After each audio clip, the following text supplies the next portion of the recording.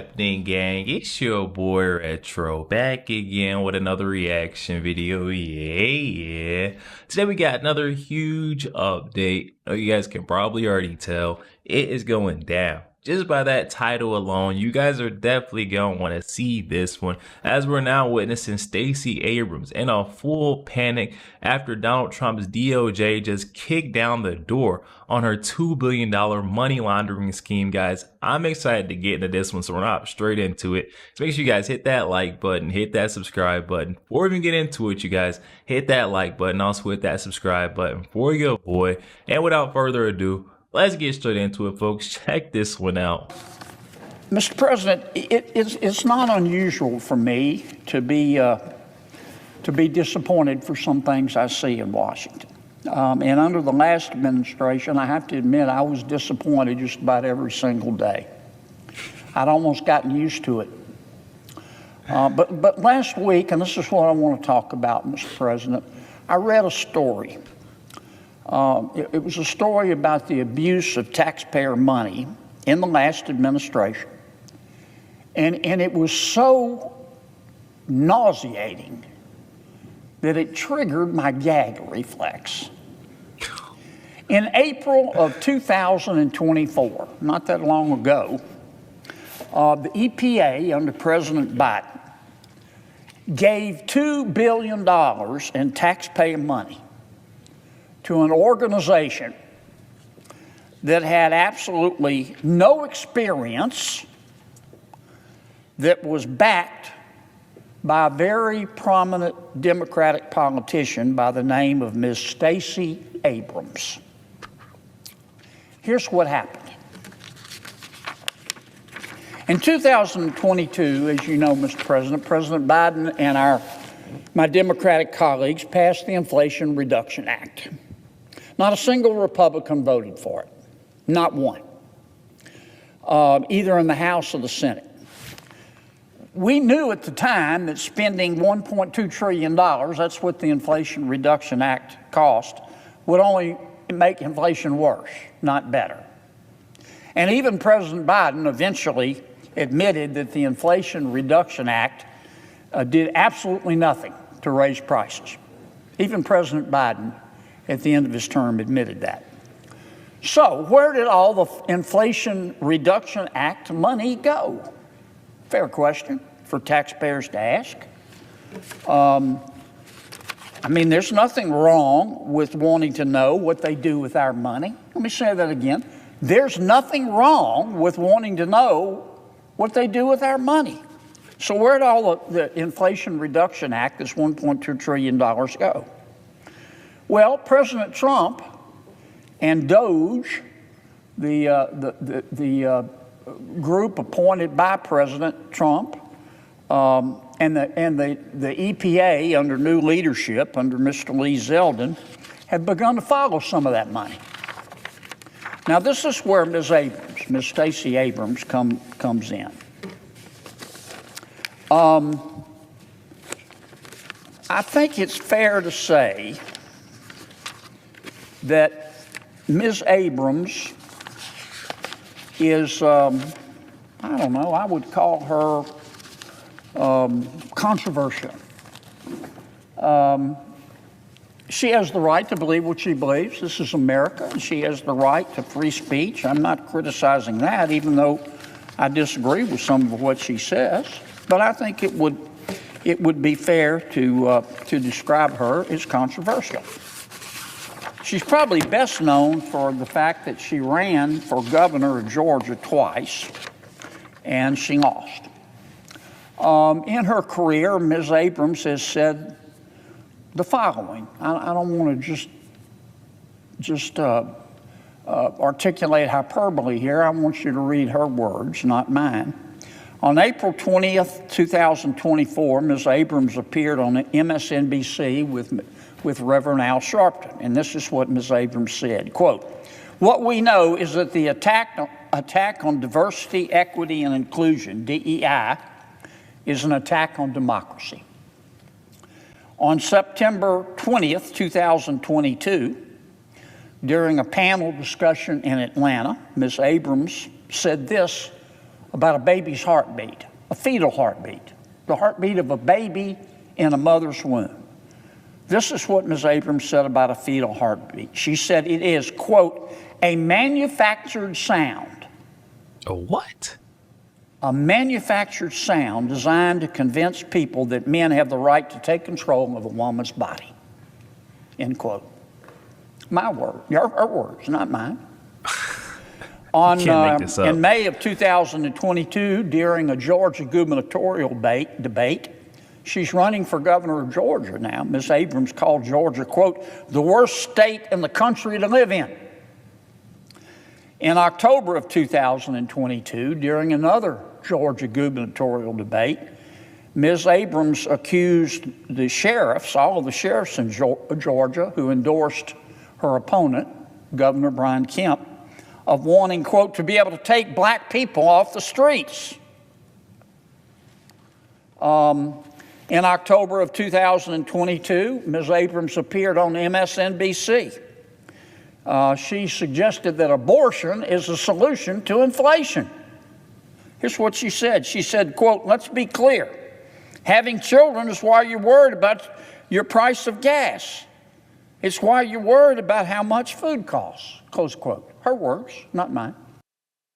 And that right there, guys, that just shows you how these loonies to the left, how anti-American, anti-family they truly are. That is not the answer to our inflation. It's sad to see that that's how they think. Let me say again, Ms. Abrams has the right to her opinion. This is America. You're not free if you can't express yourself. But I do think any fair-minded person would have to conclude that Ms. Abrams is controversial. So, in March of 2023, not that long ago, Ms. Abrams went to work for an organization, a nonprofit, called Rewiring America. You've probably seen that name in the news. Rewiring America. Ms. Abrams' title, she went to work for Rewiring America, her title was Senior Counsel. She was paid for her work for Rewiring America. We don't know how much, though there'll probably be an investigation to find out. Now, nonprofits like Rewiring America, Ms. Abrams' group, they have to file documents with the IRS. And one of the documents they have to file is called Form 990. This form by the IRS asks a number of questions about nonprofits. One of the questions the IRS asks is where it is for the organization, the nonprofit, to list its accomplishments. Rewiring America, Ms. Abrams' group, told the IRS in 2023 on this Form 990 that Rewiring America was, quote, this was Rewiring America's, quote, startup year for the organization. And the form goes on to say that the only accomplishment Rewiring America listed was that it had, quote, joined a coalition of other national organizations to apply for a grant from the Inflation Reduction Act's Greenhouse Gas Reduction Fund. In other words, Ms. Abrams' organization told the IRS that this filing was their first ever tax filing in 2023, that the organization was a startup, and its purpose was exclusively to seek a grant from President Biden's Inflation Reduction Act. Fair enough. So what do we know about this coalition that Ms. Abrams' group wanted to form? Rewiring America, Ms. Abrams' group, announced on October 12, 2023, that it was joining Habitat for Humanity, it was joining United Way Worldwide, and two other organizations. And these four organizations were going to form another nonprofit, a coalition of nonprofits called Power Forward Communities. So you've got Power Forward Communities up here, you've got Rewiring America and some other organizations down here. And altogether, they make up Power Forward Communities. And they also announced that a gentleman by the name of Tim Mayopoulos, a former Obama administration appointee, would lead the coalition. Now, as a nonprofit, I told you that Rewiring America had to file forms with the IRS. Well, so did this new group, Power Forward. It had to file Form 990 as well with the IRS. According to its filings, Power Forward had just $100 in total revenues in 2023. What? According to the IRS filing, it didn't list a single accomplishment. I've seen Girl Scout troops with more business credentials. Yes.